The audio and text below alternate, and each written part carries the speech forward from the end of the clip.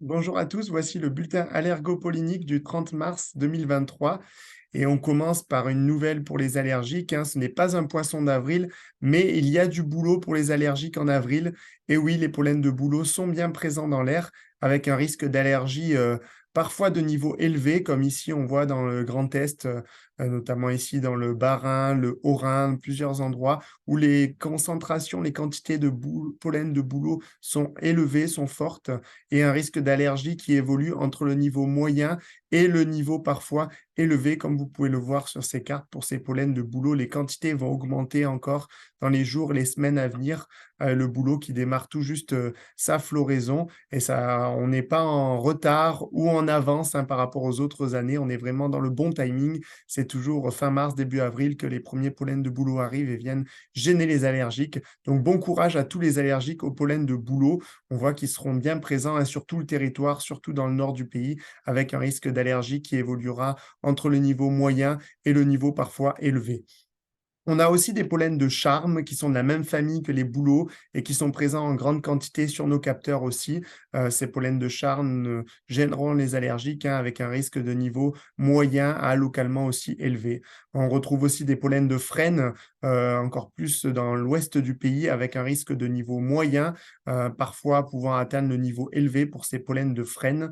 On retrouve beaucoup de pollen, comme vous pouvez le voir, hein, sur tous les départements de France, avec le printemps qui arrive les arbres qui fleurissent et qui émettent leur pollen allergisant avec des risques évoluant entre les niveaux faibles et le niveau moyen, voire localement élevé. Autour de la Méditerranée, on a encore des pollens de cupressacées, de cyprès hein, qui résistent très bien encore, qui sont présents dans l'air, même si les quantités commencent à baisser. Le risque d'allergie est encore élevé autour de la Méditerranée, de Toulouse à Toulon pour ces pollens de cupressacées, de cyprès. On a les pollens de platane qui arrivent aussi et qui viennent gêner les allergiques avec un risque de niveau moyen sur le pourtour méditerranéen, les platanes qui fleurissent et qui commencent à fleurir sur tout le territoire et des quantités qui vont augmenter, mais ce n'est pas un pollen trop allergisant, ce qui peut gêner les allergiques.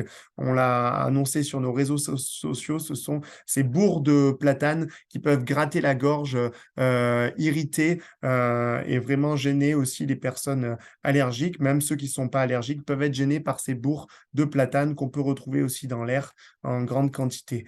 Donc un point de vigilance à ce niveau-là aussi par rapport à la floraison des platanes. On a les chênes aussi qui sont aussi entrés en floraison avec un risque d'allergie, comme ici dans le Vaucluse, de niveau moyen, mais qui sera plutôt faible dans l'ouest du pays, qui évoluera entre niveau faible et moyen pour ces pollens de chêne.